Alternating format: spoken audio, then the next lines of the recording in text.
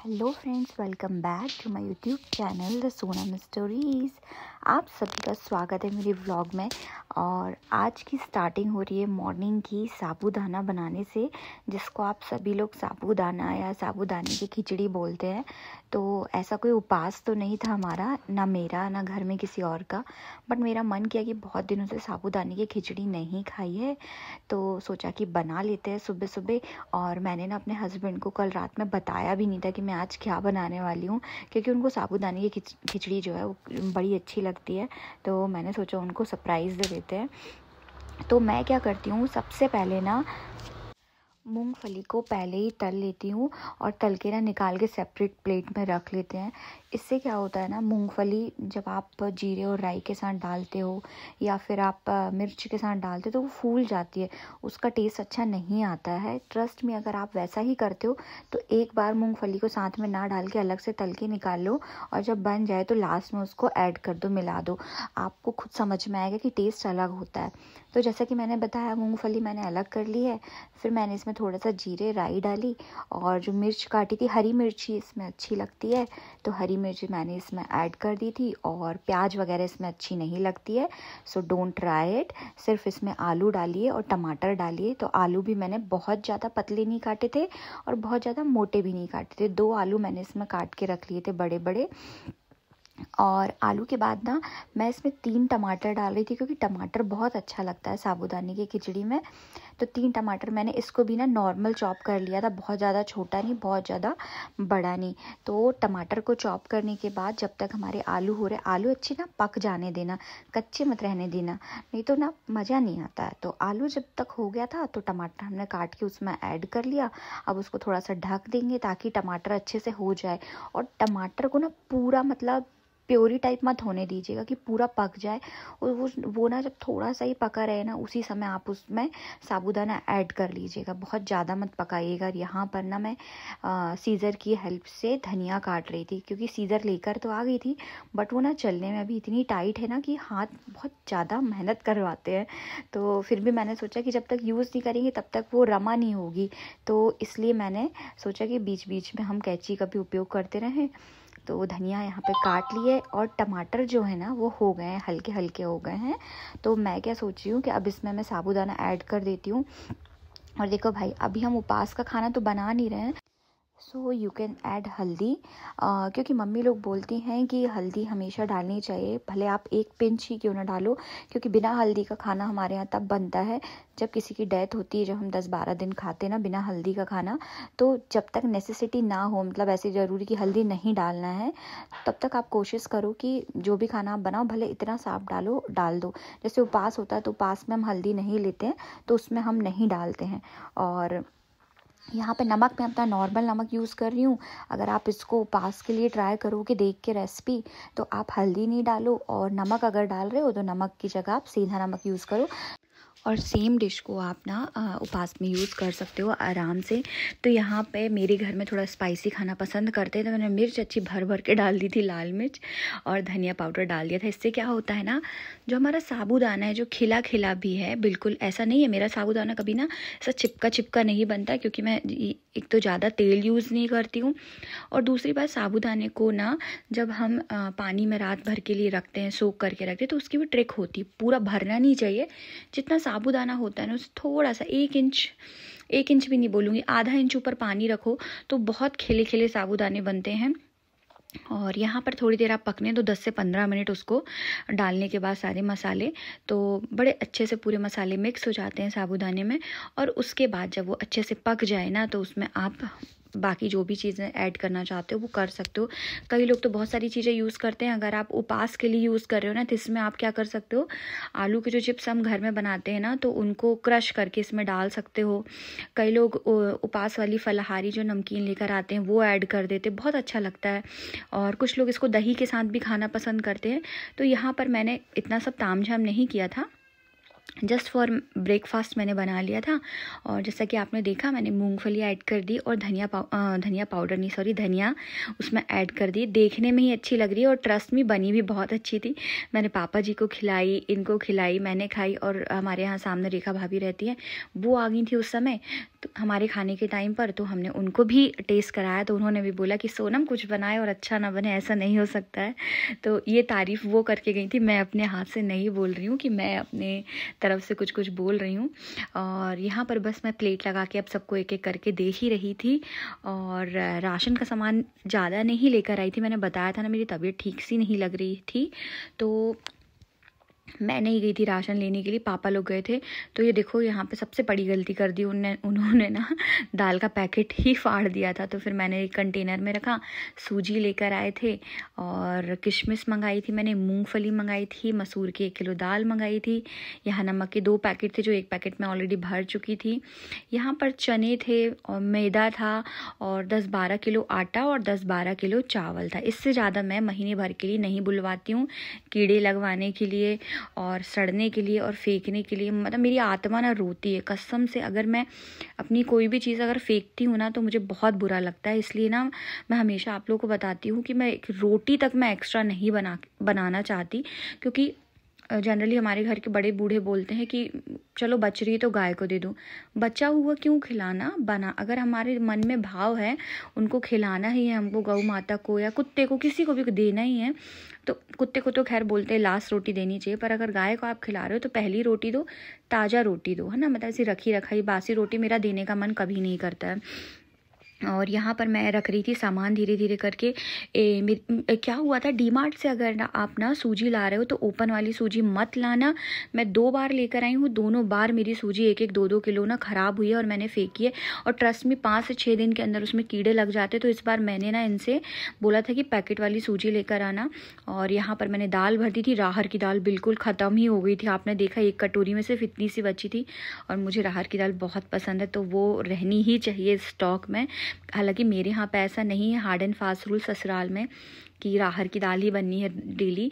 यहाँ पर सब प्रकार की दाल खा लेते हैं, मिक्स दाल खा लेंगे, खड़े मसूर की, तो मैं हर प्रकार की दाल रखती हूँ, चने की, मूंग की, सब लोबिया मिक्स जो दाल आती है ना वो मैं सब बनाती हूँ कभी ना कभी, महीने भर में 2-4 बार अलग अलग प्रकार की दाल बनती ही रहती हैं। और जल्दी जल्दी में सारा सामान भरती जा रही थी। ये था मैदा, क्योंकि मैं सोच रही थी सलोनी बनाऊँगी तो मैंने ना थोड़ा सा मैदा और बुलवा लिया था, और बीच में 2-3 बार मोमोज़ बनाए थे तो उस कारण से मैदा जल्दी जल्दी ख़त्म भी हो गया था। बट आपने देखा है डिब्बे बड़े हैं, बट उसका मतलब ये नहीं कि हमें पूरा उसको सिर तक भरना है डिब्बे के। आप उतना ही सामान मंगाओ जितना आपके घर में लगता हो। मेरे घर में 3 लोग हैं, मैदे का सामान अगर हम ज़्यादा से ज़्यादा बनाना चाहें तो मेरे घर में मोमोज़ बनते हैं और या तो सलोनी बनती है। मैं भटूरे वगैरह बनाती नहीं हूँ और ऐसी कोई चीज़ नहीं बनाती हूँ जिसमें ज़्यादा मैदे का यूज़ हो, तो इसलिए मैं कम ही मंगवाती हूँ। और यहाँ पर है मूंगफली और चने भर रही हूँ। राइट, हाँ, मूंगफली भी बड़े दिनों से नहीं आई थी, डब्बा इसका खाली हो गया था। और मूंगफली नमकीन में, पोहे में, जैसे साबूदाने की खिचड़ी बनाई उसमें, काफ़ी चीज़ों में लगती रहती, तो मूंगफली घर में होना चाहिए। कभी हम इडली बनाते हैं तो उसकी चटनी बनाने में मूंगफली बहुत लगती है मेरे यहाँ। और चने में इसलिए बुलवाती हूँ क्योंकि इनको उबाल के हम खाते हैं ना, वो भी अच्छे लगते हैं, जैसे कि हमको कहीं भंडारे में मिलते हैं। और बेसिकली मुझे इसका स्प्राउट्स बनाना रहता है, इसलिए मैं चने बुलवाती हूँ। और अब बचे हैं ये बड़े बड़े जो आपको दिख रहे हैं पैकेट्स, वो हैं आटे के और चावल के। देख सकते हो आप, मेरे ख्याल से इसमें आटा है, हाँ इसमें आटा भी पूरा खाली हो गया था। मैंने बोला था अगर अब आप लोग डीमार्ट से जाकर नहीं लेकर आए तो फिर आपको सिर्फ चावल ही चावल खाना पड़ेगा, आटा क्योंकि बहुत कम बचा था। तो फिर इनको दोनों को मैंने भेजा था। ट्रस्ट में मैं ना कम से कम 1 महीना हो गया मैं डीमार्ट नहीं गई हूँ, और मुझे ऐसा लग रहा है कि मुझे ज़रूर जाना चाहिए क्योंकि मेरे घर में कुछ नई चीज़ें नहीं आई हैं। बट हाँ, एक बात है, मेरे नहीं जाने से ना 2500-2600 रुपये में इस बार सामान आ गया है। हालांकि आधा सामान मैं पहले जाकर लेकर आ गई थी तभी आया है, लेकिन अगर मैं जाती हूँ ना तो वो 3000 3,500 से कम का सामान नहीं आता है। क्योंकि हम यार मतलब लेडीज़ हैं, हमारी नज़र ना हर जगह पड़ती रहती है। कोई नई चीज़ भी दिखती है ना तो हमको लगता है ले लेते हैं, हमको यूज़ में आएगी। बट अगर हम घर के जेंट्स को भेजते हैं ना, जितना लिख के भेजेंगे ना उतना ही आएगा, उससे एक चीज़ ज़्यादा नहीं आ सकती है। और यहाँ पर चावल भी 1 पैकेट खाली कर दिया, दूसरा पैकेट में खोली रही थी और दिमाग में मेरे ये चल रहा था कि ये सारी चीज़ें हम औरतों को ही क्यों करनी पड़ती है यार। कभी कभी ना जब तबीयत ठीक नहीं होती ना तो ये सब काम बड़े बोरिंग लगते हैं, और जब तबीयत अच्छी रहती है तो इन कामों से ज़्यादा इंटरेस्टिंग काम मुझे आजकल कोई नहीं लगता है।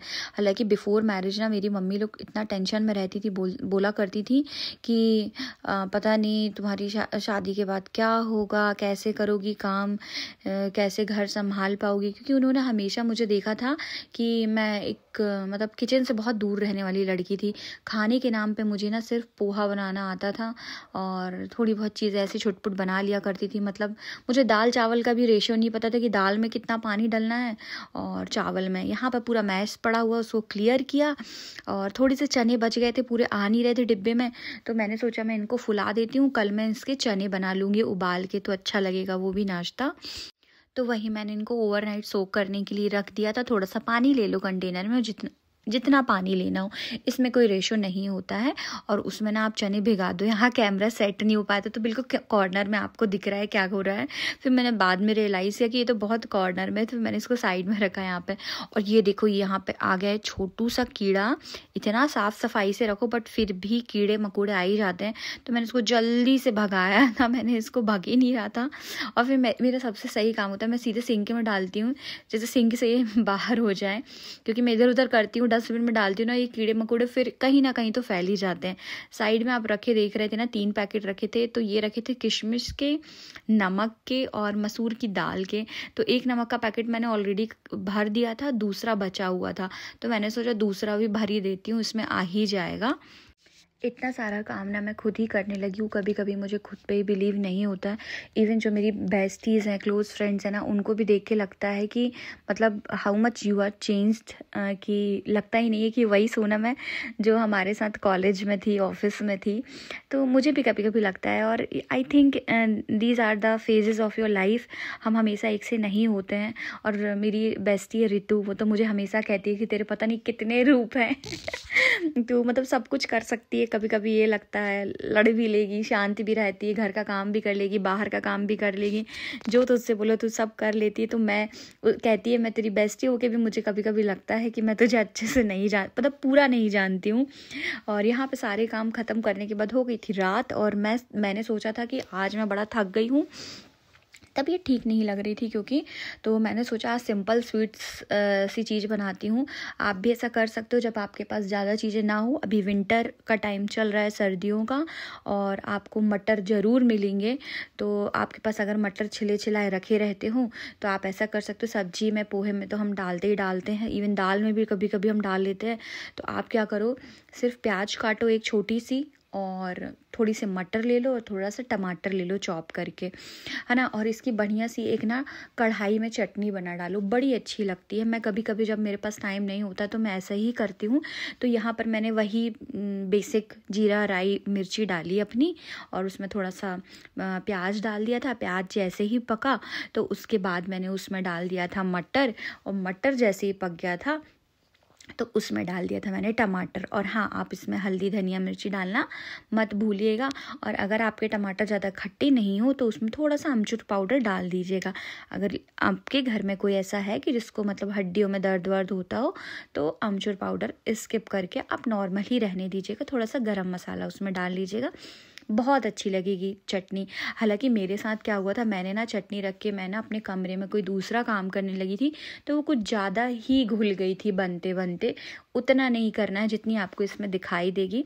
थोड़ा सा टमाटर पके और बंद कर देना है, तो बड़ी अच्छी लगती है। और उसमें पानी पानी भी रहता है, तो रोटी के साथ खाने में भी आपको अच्छा लगता है। क्योंकि मेरी वाली तो ना कुछ ज़्यादा ही सूख गई थी, और ना बज गए थे रात के 9, तो मुझे लगा था खाना भी जल्दी देना है, तो मैंने उसमें बिल्कुल पानी ऐड नहीं किया। फिर जैसी बन गई थी मैंने वैसे ही दे दी थी। बाकी अगर जैसा मैंने आपको बताया वैसे ही आप बनाओगे ना, तो आपकी वाली तो बहुत ही अच्छी बनेगी। नेक्स्ट टाइम मैं बनाऊंगी तो मैं आपको ज़रूर दिखाऊंगी कि इस बार कैसी बनी है। और आप लोग मुझे बताइएगा कि आज का व्लॉग आपको कैसा लगा। और कोई अगर सलाह देना चाहते हो, सजेशन देना चाहते हो, तो बिल्कुल यू आर ओपन।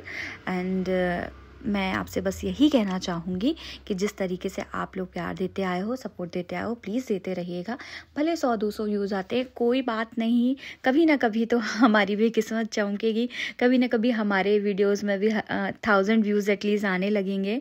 कभी ना कभी मेहनत रंग ज़रूर लाएगी हमारी भी। तो इसी तरीके से आप लोग अपना प्यार देते रहिएगा, साथ बनाए रखिएगा, हम भी अपना काम करते रहेंगे। आप लोग के कमेंट्स और आप लोग का प्यार देख के ही हिम्मत बढ़ती कि चलो आज फिर बनाते हैं व्लॉग। तो बस नए लोगों से एक रिक्वेस्ट है कि प्लीज़ मेरे वीडियोस को आप लाइक करें, कमेंट करें और हाँ, चैनल को सब्सक्राइब ज़रूर करें। मिलते हैं हम एक नए व्लॉग के साथ, तब तक के लिए tata, bye bye, take care.